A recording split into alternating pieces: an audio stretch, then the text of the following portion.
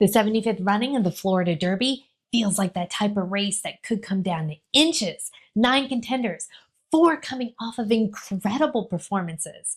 And with a spot in the Kentucky Derby starting gate on the line, the pace scenario, the really short stretch at Gulfstream Park, that could decide everything. How will you choose your winner? Facts and figures are going to give you that winning edge. I give you the stats, you make the picks. I'm Maura from Trifecta and a little bit extra, and I've been loving horse racing, including analyzing races for more than 16 years. And today I'm talking all about the 2026 Florida Derby. 100 points to the winner. That means a guaranteed spot in Kentucky Derby, 152. The race is going to be Saturday, March 28th at Gulfstream Park. 9 contenders looking to get that win, and it looks like it's going to be a fast and contested pace. So buckle up because this one is going to be oh so much fun to analyze. But before we get started, I must remind you this. Horse betting is not legal in every state, so if you're betting, make sure it's legal. Let's start with that race architecture. There are 2 major forces that are going to shape this race, pace and track design. First is pace, projected to be super fast. 3 of the 9 horses, they went right to the lead in their last start, and 1 was only ahead off the leader at the half pole. When there are more than a few horses that want to get to the lead, what happens? They push each other. They go out way too fast, and that could set up for a closer. And by a closer, I mean 4 more lengths off the leader at the half pole. The issue we have, though, here is that Gulfstream stretch, that straightway after the final turn, it's short. It's one of the shortest in the country. It's around 900 feet. Why does that matter? Closers, they need to be able to rev up, and it's so much easier to accelerate in a straight line than around a turn. So closers need that runway. They don't get a lot of it here. Does that mean that they can't win? Oh, absolutely not. We've seen 2 in the last 10 years. It can be done. It's just difficult. Now, here's the other thing to note about the track design. The horses, they're going to start almost immediately into that first turn. So you may think those outside posts, hey, they are compromised. Well, not really. We've had winners come from those outside posts, including our last 3, Japan Street, Fierceness, and Forte. Fierceness was the only one that had the speed to clear right away. It seems more often than not, outside posts or not even outside posts, the horses that win are the ones that settle off the pace early. So horses we're going to upgrade are those that have that tactical stalking speed. One other thing to note that all the winners have in common in the past few years, Gulfstream experience on the board in their last race, and Todd Pletcher. Todd Pletcher has won 8 of the last editions of the Florida Derby in the last 20 years. That's incredible. And he has a contender in this race, nearly. Now, let's start with all of the contenders. Post position 1, occupied by Albus. Now, this is some deep waters for a horse that just won for the very first time a month ago in a 1.40-mile race. $32,000 maiden race at Tampa Bay Downs. Just like here, he broke from post position 1. He saved ground by going on the inside. Now, the pace really wasn't that fast. He took over around the far turn and he wins by an eye-catching 6 3/4 lengths. What do I like about that effort besides the margin of victory? It's Tampa Bay. The surface is sandy and deep, requires stamina. He also looked really professional stalking the leader, which honestly is the running style I'm looking for. But the pace wasn't that swift. And here, we're projected to have a fast-paced race. Speed rating was a bit light compared to the other runners, an 84 Bayer. And honestly, who did he really beat that day? Today, he's going to be up against some really big powerhouses. For me, personally, Albus will be a pass. Our next horse is one of those powerhouses and a horse that gave us such a thrill in his last race. It's Chief Wallabee. Now, this is a lightly raced son of Constitution. Constitution actually won this race in 2014, and he produces solid dirt routers. So Pedigree is strong for this 1.125 distance. 2 starts with a win in a place, so always in the exacta. And guess what? Both of those starts here at Gulfstream, so we know he likes the track. Now let's look at his last race, the G2 Fountain of Youth, going 1.16 miles here at Gulfstream. That was a key prep race for this race. Post position 5. He gets out of the gate well. Now, he was wide going around that first turn, but he settles off the pace, and that's something we like to see, that tactical running style. He begins to make a move going around the far turn, but has to go wide again. Then he is dueling Solitude Dude and Commandment down the stretch. Now, you know I love a duel. It shows a horse has heart. Now, he was coming to get the lead, but he lost by a neck. The other thing you need to know, Commandment, who actually got the win, is also in this race, was on the inside. And Chief Wallabee was wide for most of that race. Now, the speed figure comes back at 100. That is one of the top in the field. And although he's got that really strong late pace, he was only 3 3/4 lengths off the leader at the half pole, meaning he's got the stalking style we're looking for. And let's remember, that was only his second career start. In my opinion, there's not anything not to like here. He's got it all. Plus, he's got the Kentucky Derby team of Bill Mott and Junior Alvarado. In my opinion, I'm going to consider him an elite win contender. Before we move on to that next contender, if you're finding this information useful, go ahead and hit that like button and subscribe. I got the Derby preps coming up. I've got all the Triple Crown races. And most of all, I like to make horse racing easy to learn and understand. Fun even. So if you're a beginner, you're in the right place. Now back to the contenders. Wayne's Law steps back into this jurisdiction, but it's a tougher case. 5 starts and 2 wins, and both those wins came right here at Gulfstream. But they were part of his 2-year-old campaign, one going 6.5 furlongs and the other a mile, and very light speed ratings in the 60s. However, we can say, hey, he does like this track. Now, we've only seen him once as a 3-year-old, the Sam F. Davis at Tampa Bay, going a mile and a 16th. And in that race, he went right out to the lead. And you know what? He held it for most of the race until he was passed by the winner, Renegade. Now, here's what I really liked about that effort. The track at Tampa Bay, stamina testing. And he held the lead for a good portion of the race and finished second to a quality horse in Renegade. He also held off the Puma. The Puma went on to win the Tampa Bay Derby and is also in this race. Now, he had to duel, which, you know what I say about dueling, shows heart. But what didn't really impress me much?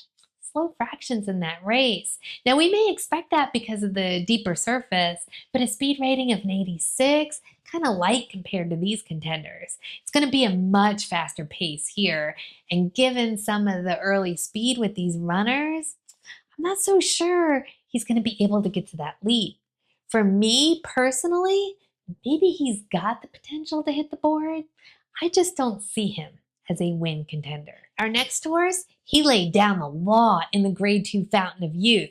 I'm talking about Commandment, the winner of that race. Now, this is another horse that really likes Gulfstream and also really enjoys the winner's circle. Out of his 4 starts, 3 wins. Now, he won a maiden race at Churchill Downs. Note that, because if he goes to the Kentucky Derby, you're going to want to know that. And he won by 5 lengths. Then, starting his 3-year-old season, comes here, enters the Mucho Macho Man, going a mile. Not only did he win that race, he spoke it into existence. 6 to 7 length win, 91 Beyer speed figure. Then comes the Grade 2 Fountain of Youth. Now, he showcased his talent that day. He bumped Bravaro coming out of the start, but then he tucked in like too wide. When it came time to find an opening, he did so, but on the inside. He battled Chief Wallabee, got the win by a neck, 101 Beyer speed figure, top in the field. Now, I do want to note this, though. He had that inside advantage. Should you discount him because of that? Oh, absolutely not. Remember his other races. He won by 5 to 6 lengths. His breeding also suggests he's going to love that extra distance. He's by Into Mischief. That was the sire of last year's Kentucky Derby winner, Sovereignty. And the dam sire is Orb. Orb won this race in 2013, as well as the Kentucky Derby. In addition, his jockey asked Commandment to gallop out after the Fountain of Youth, and he said, man, he had plenty of horse left in him. Now he gets a new jockey with Flavien Prat. Irad Ortiz Jr. is going to be going to the Arkansas Derby, but Flavien Prat, he's a great rider. He and Brad Cox, Commandment's trainer, they have a 32% win rate together. Wow. And also remember this, Brad Cox won this race last year with Japan Street over Sovereignty, who went on to be Horse of the Year. In my opinion, how do you not consider him an elite win contender? Now there's some question on if the next horse is actually going to be competing here or the Arkansas Derby. He's entered into both. Redland Rebels. This horse has competed here at Gulfstream 3 of his 4 starts, but 2 were on the turf, and that's where he got his one and only win, a turf race going a mile in August. Now, it was an impressive win by 6 lengths. He then went on to enter this Kitten's Joy, also here at Gulfstream on the turf, going longer, a mile and a 16th. He only lost by a neck, and here's what I liked about both of those efforts. He showed speed. He went right to the lead. In fact, he did that again in his last race, the Tampa Bay Derby, which was on the dirt, and also a mile and a 16th. Now he held that position, but then in the end, he was passed by the Puma, who's also in this race, and 2 others. He finished 4th. But remember, that surface is very tricky, stamina testing, and the fractions he put down, they were competitive. He was also favored by being on the inside path, and his overall speed rating came back in 84. That's light compared to some of the runners here. There's not much to go on if he could get the extra distance. His sire's Uncle Chuck, he wanted this distance, but only 3 starts. And Redland Rebels is his top progeny. Also, can he get to the lead here when so many other horses are going to want to be on the lead?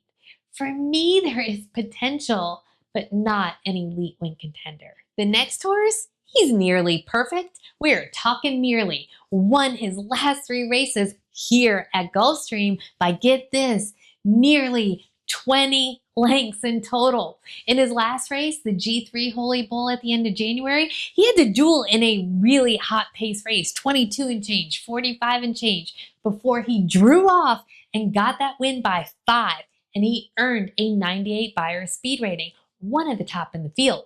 In his prior race here at Gulfstream, he got bumped hard. He had to go wide, but in a 4-horse field, he wins again by 5 lengths, 97 Beyer speed rating. So why isn't he just perfect then? Well, those notes in the last race, the Holy Bull, they say mile drive. What does that mean? Was he tiring because of the fast pace? Was the distance a little bit too much for him? Or was he just so far ahead of everybody else, he didn't really need to go that much faster? Hard to know until we see him at the mile and an 8's distance. His pedigree suggests he has it in him to go longer. I also want to point out versatile running style. He blasted in that last race to duel for the lead, but prior to that, he was very tactical, sitting a few lengths off the leader. His jockey, Johnny Velasquez, who rode him to victory last 3 races, he is on him again. Oh, and guess who his trainer is? Todd Pletcher. We said he is dangerous. He has won 8 of the last 20 Florida Derbies. My opinion, he is an elite win contender. Now stay with me here. We got a few more horses to go, but I want to tell you about another way that you can interact with me outside of YouTube. I'm putting together an email subscriber list, which will alert you to the races that I'm going to be analyzing, when they should be dropping on YouTube, as well as some behind the scenes blips when I go to the races and invitations to special events.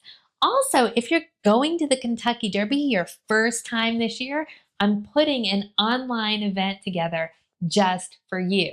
If you want to be part of this community outside of YouTube, go to subscribe.trifectaandextra.com to join, or just use that QR code on the screen. Now, I do want to tell you this. You have to open up the email that gets sent to you from me and hit that confirm button in the middle of the email to officially get on the list. If you don't see the email, go check all those folders that emails get hidden in. This is your time to get a little bit extra. Timeless Victory. Name is big, but the class here is bigger. He did finish third to nearly in a 7-furlong allowance race. Has 2 wins right here at Gulfstream. But all in all, he's lacking some of the class of the other contenders. Timeless Victory has 3 wins, 6 starts right here at Gulfstream, so we know he knows the track. One was the maiden race, 5-furlong race on the synthetic, back late August. Another was a mile allowance race on the dirt in December. And then the third win, last race, and guess what? It was going this distance. Now, the track was good that day, meaning it was a little bit wet. He showed early speed sitting right off the leader. We like that. And he won by driving 6 lengths. But the speed figure did come back light at a 78. In fact, that's his best speed figure to date. We know he can get the distance, which is a plus. We know he likes the track, which is a plus. But he would need to improve greatly to win against some of the other contenders. For me, he will be a pass. Our next horse, the Puma, has all the connections of Mage, the 2023 Kentucky Derby winner. And he showed how he could put it all together in that last race, the Tampa Bay Derby, which actually was his one and only win. But knowing how unique that surface is, the question is going to be, can he translate this over to Gulfstream? In the Tampa Bay Derby, it looked like he had trouble early. Now, he had to go really wide around that first turn, and he fell back to last. At the half pole, he was 4 1/4 lengths off the leader. Now, he did make a bid around that far turn, and he dueled, and you know I like a duel because it shows heart. And he earned not only the win, but an 89 Beyer speed figure. Now, in order to be competitive here, he's going to need to be a bit more tactical. Remember, the stretch is really short, and that speed figure is going to need to improve. But this is only his 4th start. He didn't start racing until January. His January race, though, was guess where? Here. Now, he was off slow. He got second, but guess who he got second behind? Chief Wallabee in this race, one of the top contenders in this race. That makes him so intriguing because we see that he could do well on this surface. Can he get the extra distance? Well, his pedigree would suggest so. Essential Quality, who is by Tappet, and Tappet runners love distance. His Damn Eve of War was a winner at 1 1/8. The other question's going to be, though, is he even going to race on Saturday? The jockey said he had something left in him in the tank coming out of the Tampa Bay Derby, and his work was really good, and that's why they decided to enter him. But the assistant trainer, Delgado's son, said, well, he has already won the Tampa Bay Derby. He's going to be in the Kentucky Derby, so there's really no pressure for him to be in this race. And if they see something, they just won't run him. If he does run, though, he's improving, he's versatile, and I would consider him somewhere between threat and elite wing contender. Gregarious, he's going to try to mingle at a higher level, but this is really deep waters here. He's had only 1 race, a maiden special weight race here at Gulfstream. It was going this distance, so that caught my attention, and he did go right to the lead, but finished second with a very light Beyer speed rating of a 67. Can he improve? Sure. He only has 1 race under his belt. But who did he come second to? Audubon. Audubon was just in the Louisiana Derby, came up empty, and then eased in the final furlong and walked off. For me, Gregarious will just need to be a pass. So now is the time that I like the most. I want to know, out of this really competitive group, who do you think is going to win the Florida Derby and why? Drop me a comment below. This is a community. I want us all to learn and grow together. And get ready, because the Kentucky Derby is coming up. So make sure you hit that like button and subscribe. And don't forget about being a little bit extra and joining my email list. I know you all have that extra in you. I hope you all find your winner on Saturday and sashay away with your money. Until next time, cheers.